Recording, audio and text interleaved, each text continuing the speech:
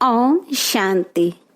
आज की तारीख है 19 जुलाई 2021। आज की साकार मुरली से मीठे प्यारे बाप दादा के मधुर मीठे अनमोल महावाक्य सुनेंगे। आज बाबा ने कहा, मीठे बच्चे, जीते जी इस शरीर से अलग हो जाओ, अशरीरी बन बाप को याद करो। इसको ही कहा जाता है डेड साइलेंस। आज का प्रश्न है, तुम बच्चे अभी अपना फाउंडेशन मजबूत कर रहे हो।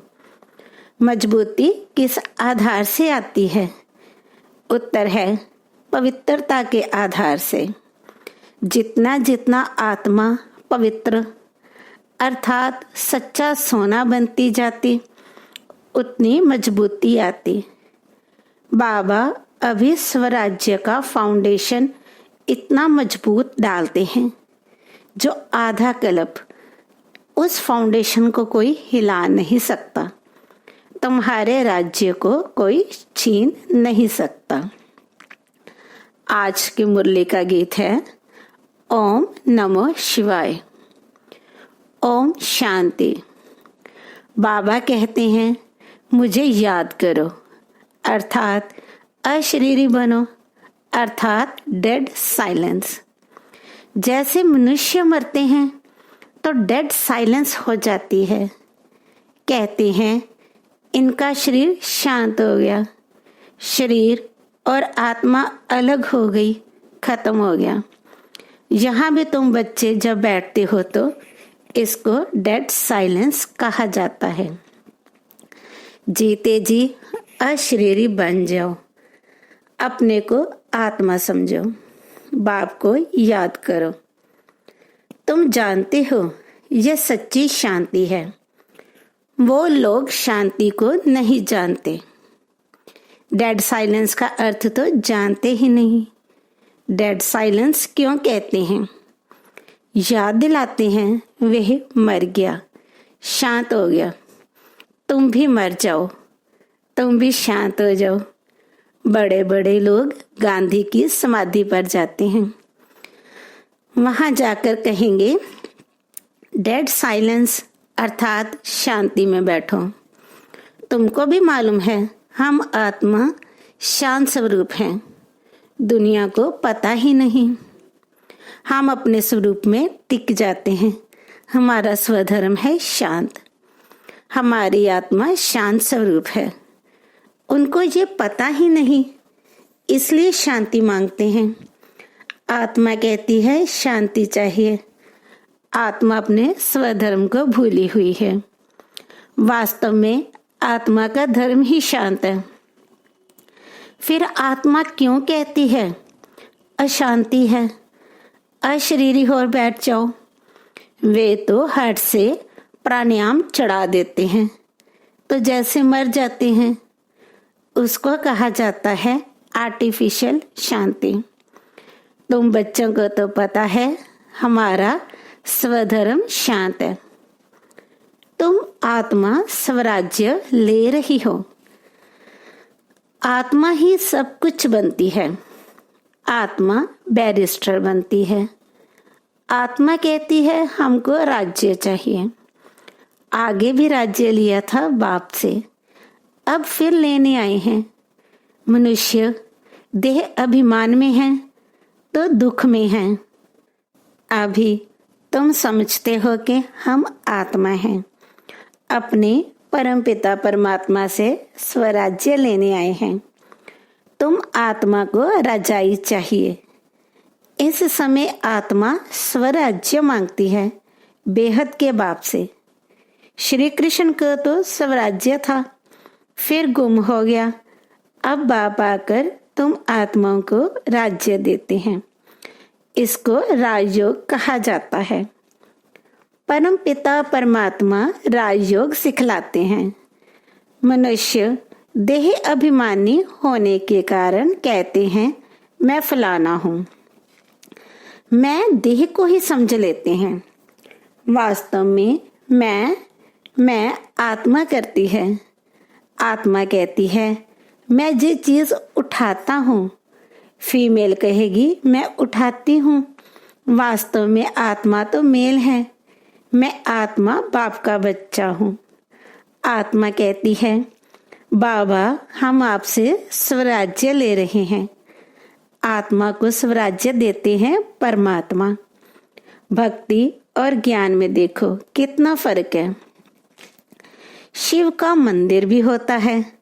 सबसे जास्ती घंटे भी शिव के मंदिर में बजते हैं। उनको जगाते हैं। जगाते तो सबको हैं। सवेरे सवेरे बैंड बाजे बजते हैं। यहाँ बाप बच्चों को जगाकर देवता बनाते हैं। घंटे आदि बजाने की कोई बात नहीं। बाप कहते हैं, तुमको स्वराज्य चाहिए तो पहले पवित्र बनो। एम ऑब्जेक्ट बुद्धि में रहती है। स्टूडेंट कहेंगे, हम ये मैट्रिक पास करेंगे, फिर यह करेंगे। सन्यासी चाहेंगे हमको शांति मिले। एक कहानी भी है ना, रानी के गले में हार पड़ा था, ढूंढती थी बाहर। तो वे भी शांति को बाहर ढूंढते हैं।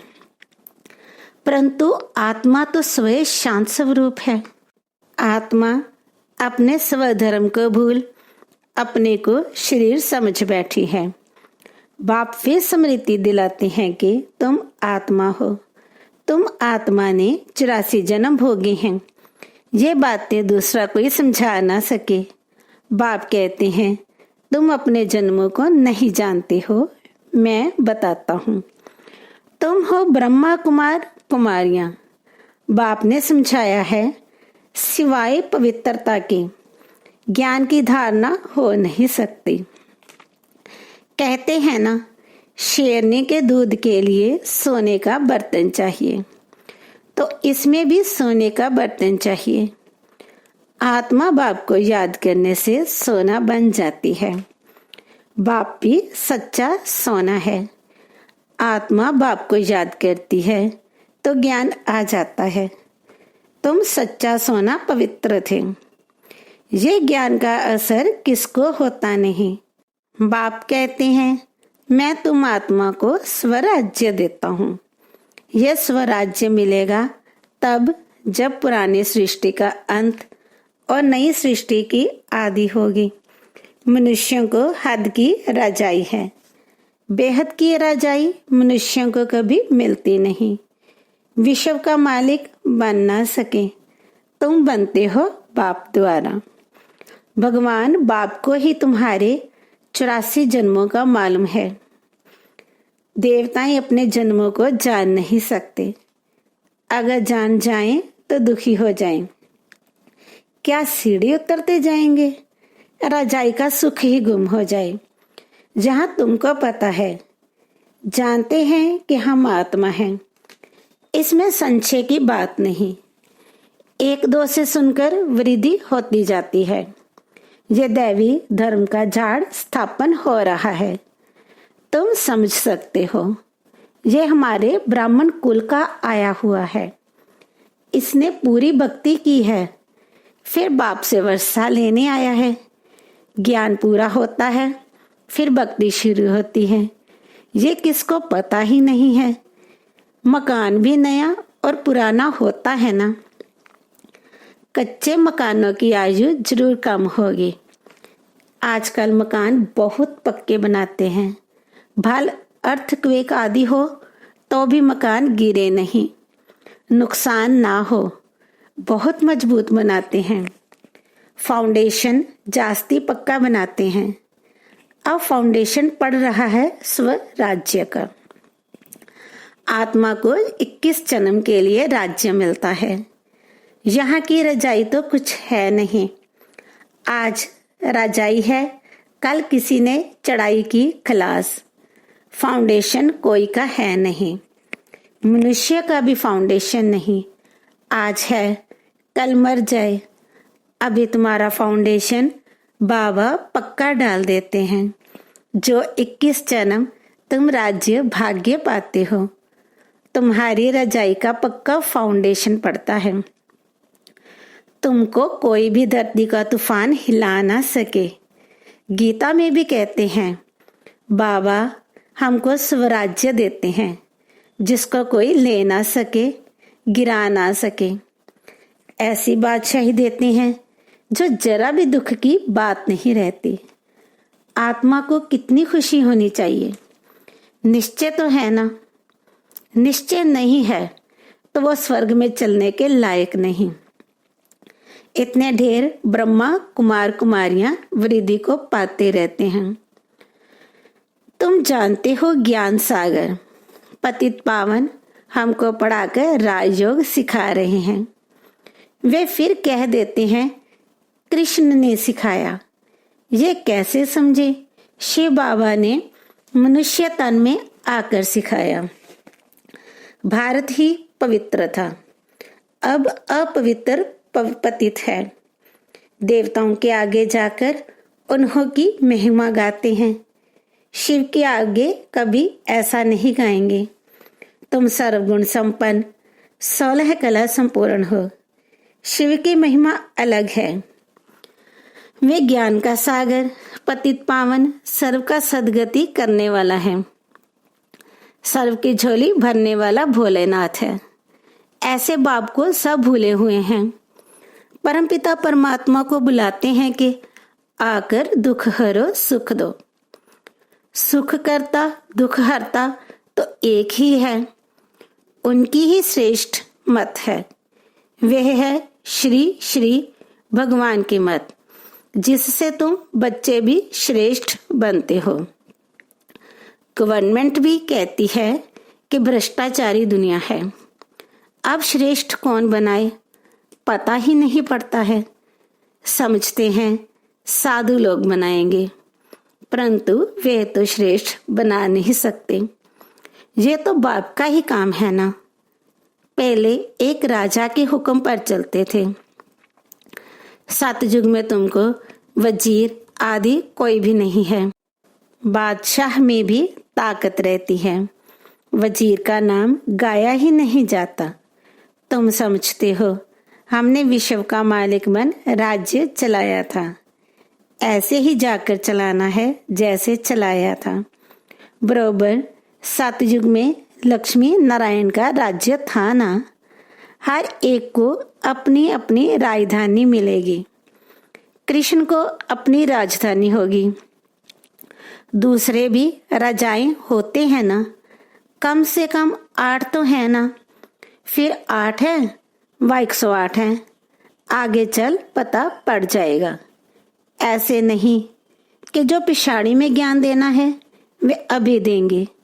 जो जिएंगे बाप ज्ञान देते रहेंगे। देना ही है। ड्रामा में नोंद है। परमात्मा का अभी पाठ है। ये ज्ञान देने का पाठ अभी नोंदा हुआ है। बाप कहते हैं आगे चल, तुम बहुत समझने वाले हो। दिन प्रतिदिन समझाते रहते हैं।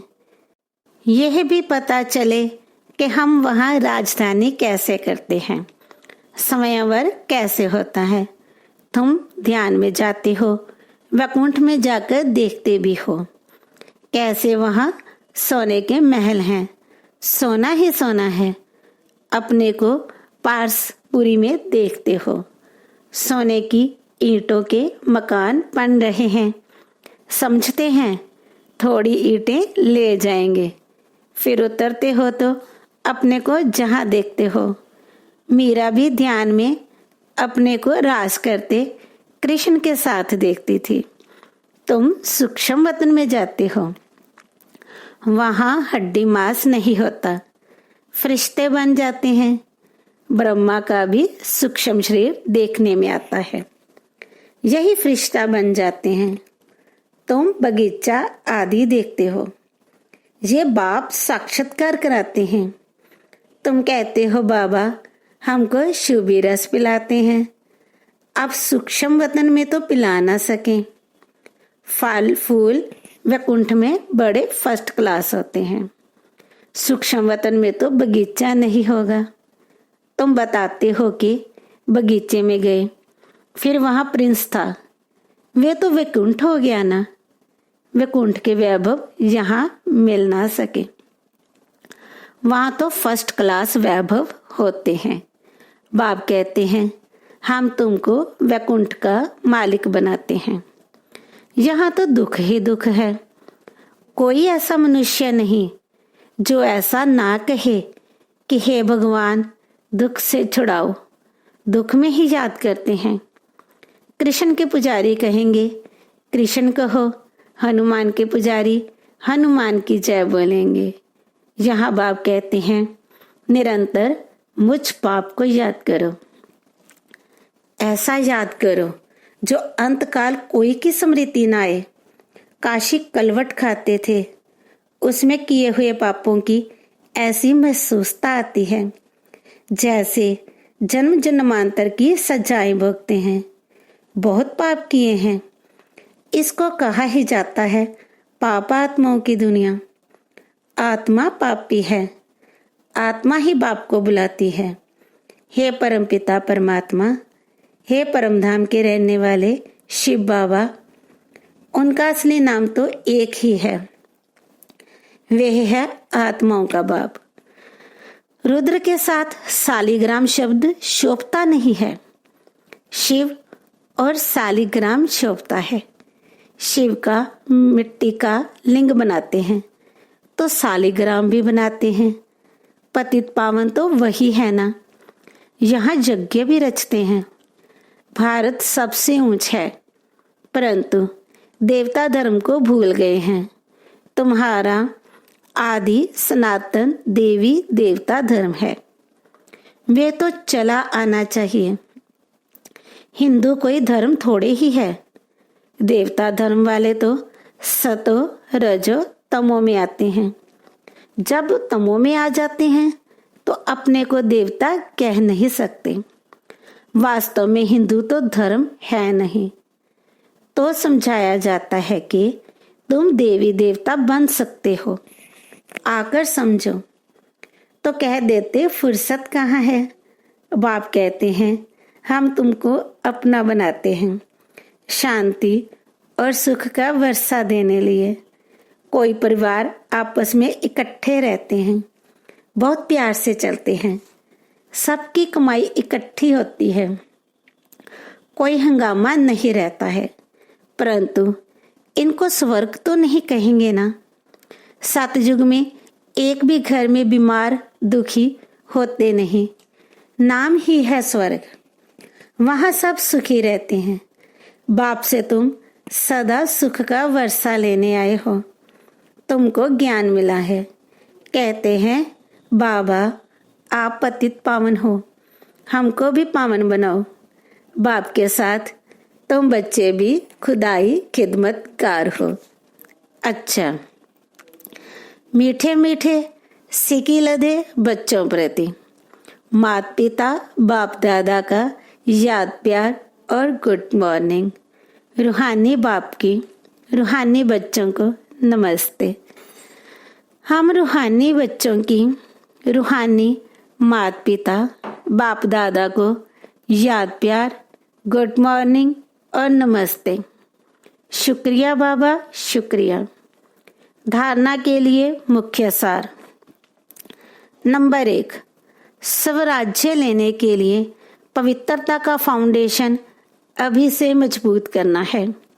जैसे बाप पतित पावन है, ऐसे बाप समान पावन बनना है। नंबर 2, अपने शान व धर्म में स्थित रहना है। जितना हो सके देह अभिमान छोड़ देही अभिमानी रहना है। डेड साइलेंस अर्थात अशरीरी रहने का अभ्यास करना है। आज बाबा का वरदान है अपने अनादि आदि स्वरूप की स्मृति से निर्बंधन बनने और बनाने वाले मर्जीवा भव। जैसे बाप लोन लेता है, बंधन में नहीं आता, ऐसे आप मर्जीवा जन्म वाले बच्चे शरीर के संस्कारों के स्वभाव के बंधनों से मुक्त बनो। जब चाहें जैसे चाहें वैसे संस्कार अपने बना लो। जैसे बाप निर्बंधन है ऐसे निर्बंधन बनो। मूल वतन की स्थिति में स्थित होकर फिर नीचे आओ। अपने अनादि आदि स्वरूप की स्मृति में रहो। अवतरित हुई आत्मा समझकर कर्म करो तो और भी आपको फॉलो करेंगे। आज का स्लोगन है, याद की वृत्ति से वायुमंडल को पावरफुल बनाना, यही मनसा सेवा है। ओम शांति।